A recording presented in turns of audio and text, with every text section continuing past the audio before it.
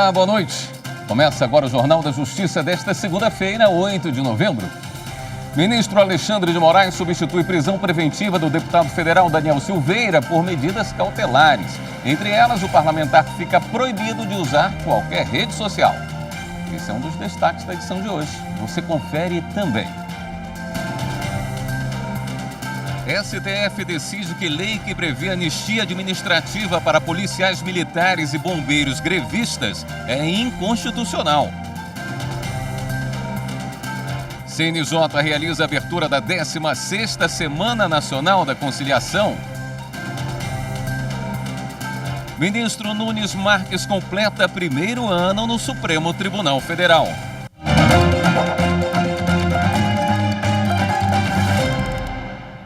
O ministro Alexandre de Moraes, do Supremo, revogou a prisão do deputado federal Daniel Silveira. Mas o parlamentar, que é réu por publicar vídeo em que ameaça o STF e defende medidas antidemocráticas, vai ter que cumprir medidas cautelares. Nós vamos falar ao vivo com a repórter Caroline Aguiar, que tem mais informações.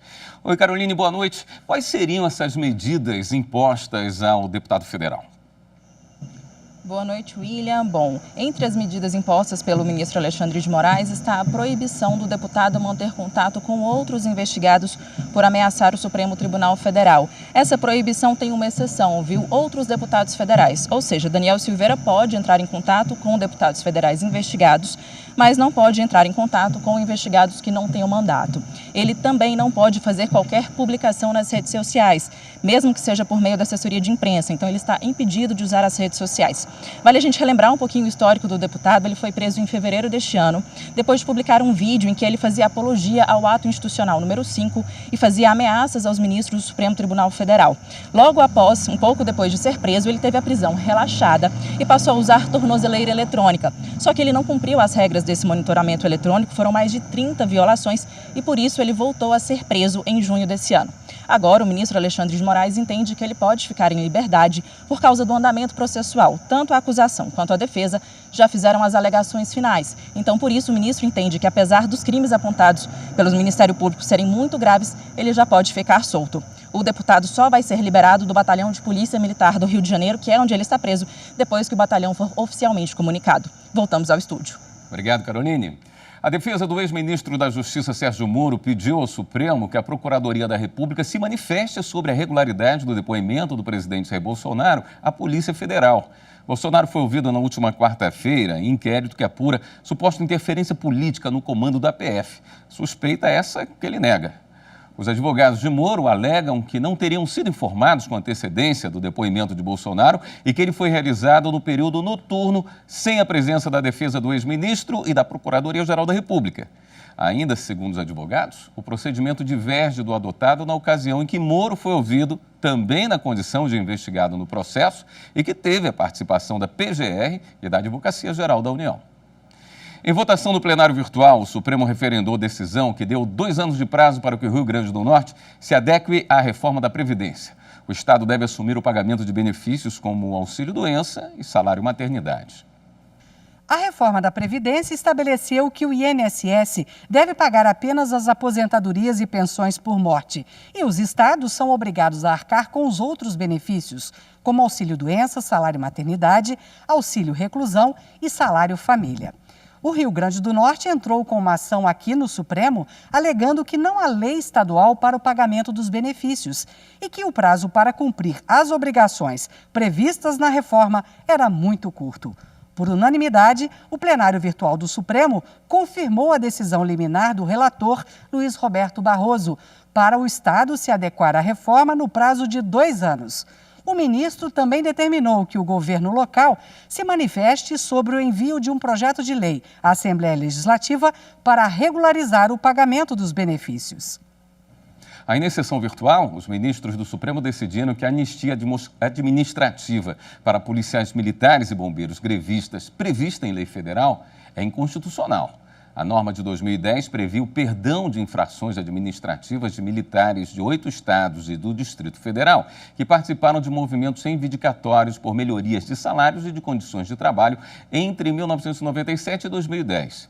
Por unanimidade, o plenário seguiu o voto do relator, ministro Gilmar Mendes, para reafirmar o entendimento de que a competência dos estados e do Distrito Federal conceder anistia a seus servidores públicos quando as infrações são administrativas.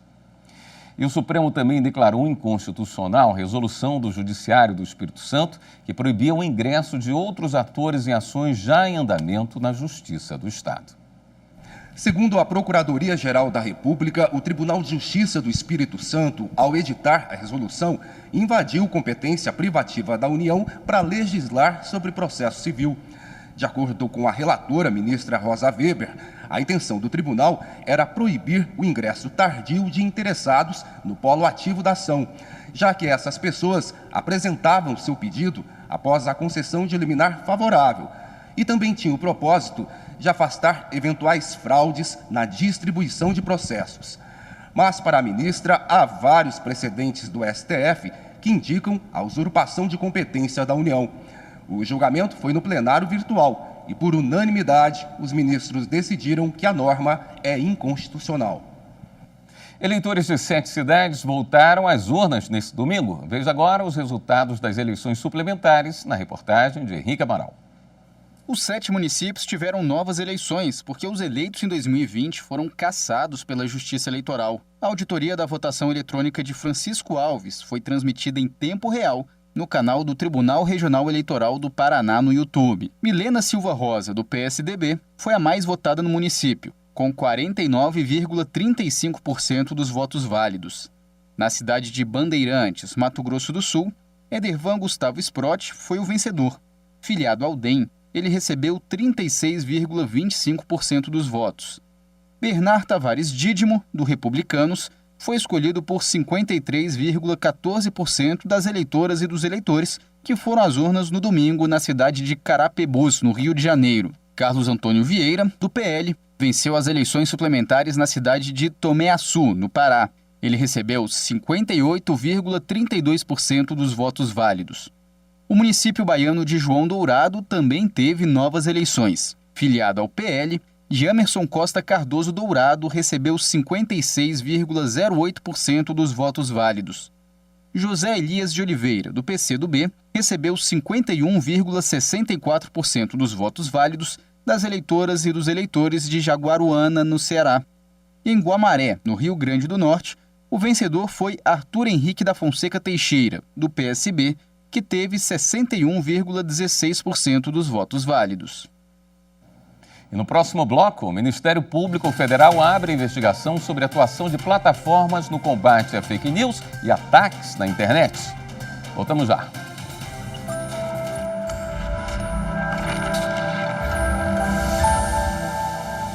A nossa Constituição Federal, no seu artigo 5º, inciso 10, ela determina que são invioláveis a honra, a imagem e a intimidade das pessoas, de todas as pessoas. E caso esses direitos sejam violados, é possível reclamar indenização.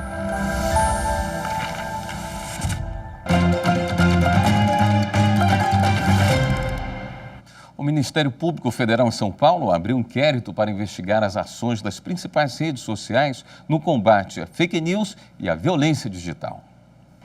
Entre as redes sociais que vão ter que dar explicações estão o WhatsApp, Facebook, Instagram e Twitter. Elas têm 10 dias para detalhar como estão atuando contra práticas organizadas que promovem a desinformação, colocando em risco ações de saúde pública e o funcionamento das instituições democráticas. Além do financiamento e produção de conteúdo falso, também são alvo do inquérito o disparo de mensagens em massa e o uso de robôs e perfis fictícios. Na portaria que determinou a abertura do inquérito, a Procuradoria Regional dos Direitos do Cidadão destacou que as práticas organizadas de desinformação devem ser compreendidas como formas de propaganda e, por isso, devem se submeter à regulação. O Tribunal Regional Federal da Primeira Região condenou o INSS ao pagamento do benefício de salário maternidade a uma trabalhadora rural, mesmo após recurso da autarquia que alegava falta de prova testemunhal no processo. O caso foi analisado pela segunda turma do TRF1. O colegiado rejeitou as alegações apresentadas pelo INSS de que a autora não teria apresentado prova material comprovando o exercício de atividade rural nos meses anteriores ao nascimento do filho. Para a autarquia, a apresentação de testemunha não seria suficiente para comprovar o direito ao benefício. O relator foi o desembargador federal César Jataí. A segurada apresentou a certidão de nascimento do seu filho, na qual consta a qualificação profissional dos pais como lavradores. Além disso, juntou certidão emitida pelo Sindicato dos Trabalhadores e Trabalhadoras Rurais de 2 Irmãos, no Tocantins, e documento comprovando que mora em um assentamento rural, onde trabalha no regime de economia familiar. Para o relator, que foi acompanhado à unanimidade pelo colegiado, tal documentação, confirmada pela prova testemunhal, é suficiente para demonstrar o exercício de atividade rural nos 10 meses imediatamente anteriores à data do parto, atendendo o requisito legal para receber o salário maternidade rural. A primeira turma do Tribunal Superior do Trabalho cancelou a penhora de um imóvel negociado 22 anos antes de reclamação trabalhista. O caso ocorreu depois que uma vendedora entrou com uma ação contra um corretor de imóveis de Praia Grande, no litoral de São Paulo. Para quitar a dívida, a Justiça do Trabalho determinou a penhora de um imóvel em nome do corretor, mas o médico entrou com recurso questionando a penhora. Ele alegou que havia comprado o terreno onde fica o imóvel em 1990 e no local construído uma clínica, mas o registro de compra no cartório de imóveis nunca foi feito. O Tribunal Regional do Trabalho da 2ª Região em São Paulo manteve a penhora diante da ausência do registro do negócio no ofício imobiliário.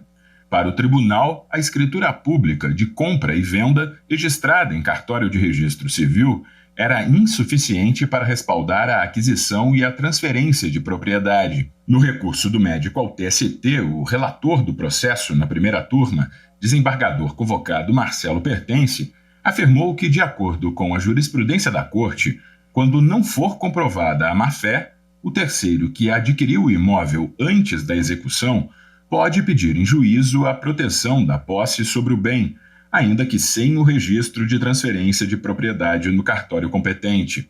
Conforme o relator, não há como presumir a fraude à execução, devendo ser preservada a boa-fé do terceiro na aquisição do bem objeto de penhora, em respeito ao direito de propriedade do comprador. Por unanimidade, a turma desconstituiu a penhora do imóvel. De janeiro a setembro, foram registrados 36 casos de feminicídio no estado de Mato Grosso. Para combater esse quadro, o judiciário local está intensificando as capacitações dos profissionais que lidam diretamente com violência doméstica.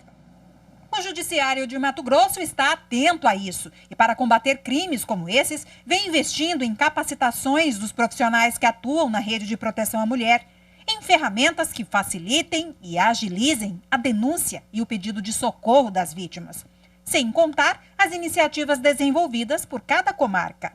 Em Rondonópolis, dentro da vara, além de utilizar essas ferramentas, nós utilizamos outras. Por exemplo, o projeto Desabrochar, de nossa autoria, reencaminhando o ser humano a fazer o autoconhecimento, a ver, se fosse com você gostaria que fosse feito? Discussões públicas que promovam a reflexão sobre o tema também têm sido realizadas ou apoiadas pela Justiça Estadual. A exemplo do seminário Políticas Públicas para e com as Mulheres, realizado em outubro em Tangará da Serra, que contou com a participação de magistradas matogrossenses. A busca de parcerias com as prefeituras para o fortalecimento da rede de proteção à mulher também é outra frente de trabalho. E foi justamente esse o motivo da visita da vice-presidente do Tribunal de Justiça de Mato Grosso, desembargadora Maria Aparecida Ribeiro, ao prefeito de Rondonópolis, José Carlos do Pátio. Nós já temos a Casa da Mulher, vítima de violência, nós temos a Casa Rotativa que defende as crianças, nós estruturamos a Delegacia da Mulher. Então, só que está solto. Nós temos que sentar e criar um organograma, criar um fluxo de funcionamento dessa estrutura. Então, nós vamos apresentar uma proposta. Vamos nos reunir com todos os órgãos, com todas as pessoas envolvidas, né, no trabalho de enfrentamento a violência doméstica, para que a gente firme, né, o protocolo de intenções, o protocolo de atividades, para que a gente possa trabalhar na rede aqui em Rondonópolis. Em Passo Fundo, no Rio Grande do Sul, o Judiciário também investiu na rede de proteção às mulheres. O município ganhou um juizado da violência doméstica e familiar. Cumprindo o roteiro de visitas ao interior do estado, o chefe do Judiciário Gaúcho, acompanhado de integrantes da atual gestão, participaram do ato de inauguração da nova unidade judicial em Passo Fundo. Nós estamos estabelecendo um pilar muito sólido em defesa da preservação da vida das mulheres, daquelas que constituem para nós algo importante em termos de evolução do ser humano.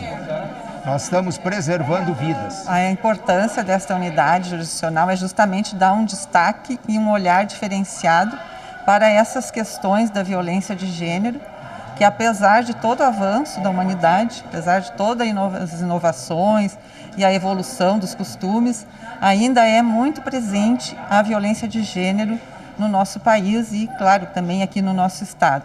Os índices são preocupantes, então por isso a importância de nós termos unidades específicas para poder dar um atendimento adequado a essas questões, com formações de redes de apoio, projetos. Passo Fundo é uma comarca de entrância final, onde além do município sede, são jurisdicionados Coxilha, Ernestina, Mato Castelhano e Pontão. No primeiro semestre de 2021, foram concedidas 1.226 medidas protetivas de urgência para mulheres que sofreram violência doméstica e familiar. Com a instalação da nova unidade, o Judiciário Gaúcho passará a contar com 10 juizados especializados na matéria. Veja a seguir, Superior Tribunal de Justiça realiza a 9ª edição do programa Fale com o Presidente. É depois do intervalo.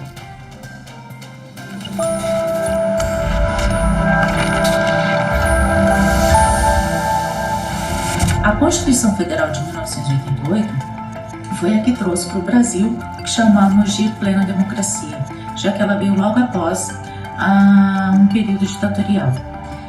E essa Constituição, em relação às anteriores, foi a que mais deu realce aos direitos fundamentais, tais como igualdade, liberdade, propriedade, direito à vida e liberdade de expressão, dentre outros direitos.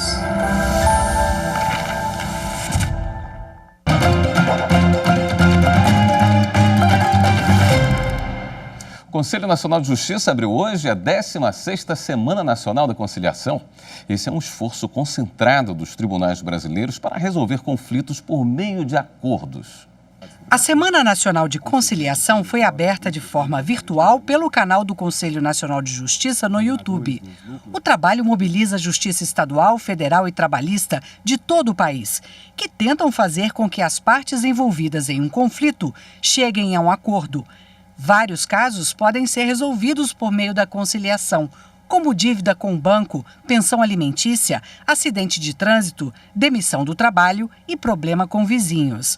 O presidente do CNJ, ministro Luiz Fux, lembrou a necessidade de se buscar soluções para evitar que o cidadão entre na justiça ou que os processos fiquem anos tramitando nos tribunais. Os mais de 75 milhões de processos que tramitam no Poder Judiciário evidenciam a elevada litigiosidade brasileira. Observo que em uma população de 213 milhões de pessoas, isso representa um processo para cada cerca de 3 brasileiros. Nesta semana, a prioridade são os processos em execução. São aqueles em que o juiz já deu a sentença, mas a parte beneficiada ainda não recebeu o que tem direito. Esta é a fase que concentra o maior número de ações pendentes no país. Mais de 52% de todos os processos em tramitação são ações de execução.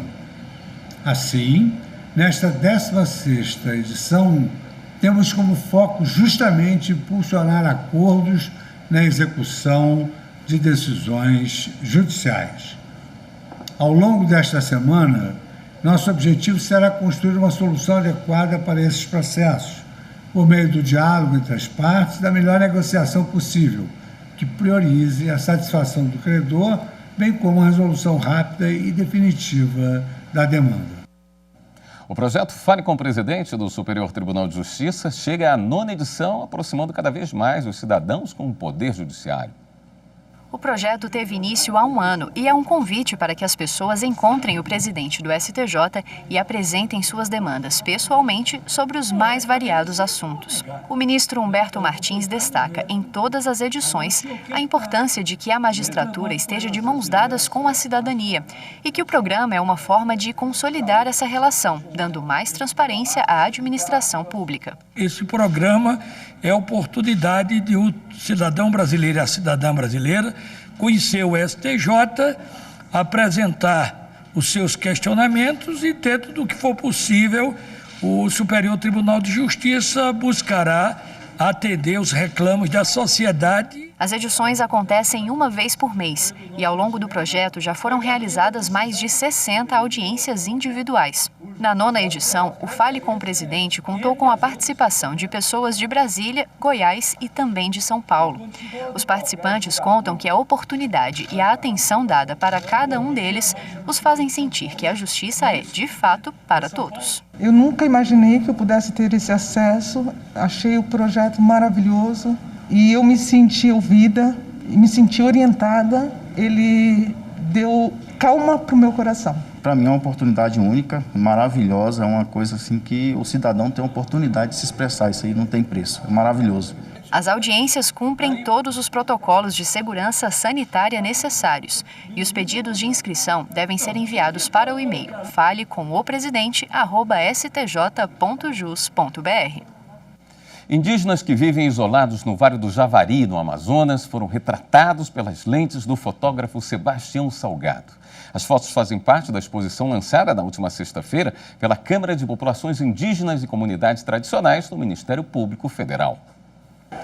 A exposição foi lançada no Memorial do Ministério Público Federal e contou com a presença de membros da instituição e dos corubos, indígenas isolados de contato recente que vivem no Vale do Javari, no Amazonas. Sebastião Salgado montou um estúdio em plena floresta amazônica para capturar o dia a dia dos corubos e o resultado foi mostrar a força, beleza e resistência desse povo isolado que precisa de proteção para sobreviver. A exposição fica aberta ao público de segunda a sexta-feira, de 1 às 5 da tarde, no Memorial do MPF, localizado na sede da Procuradoria-Geral da República, aqui em Brasília. As pessoas interessadas em agendar um horário de visitação podem entrar em contato pelo e-mail pgr-memorial.mpf.mp.br. Há um ano, o ministro Nunes Marques passava a ser integrante do Supremo Tribunal Federal. Indicado pelo presidente Jair Bolsonaro, ele assumiu a vaga aberta com a aposentadoria do ministro Celso de Mello. Natural de Teresina, capital do Piauí, Nunes Marques tem 49 anos e, antes de assumir a cadeira na Suprema Corte, foi desembargador no Tribunal Regional Federal da Primeira Região, com sede em Brasília. E também foi advogado e juiz do Tribunal Regional Eleitoral do Piauí. Ele tomou posse como ministro do STF em 5 de novembro de 2020.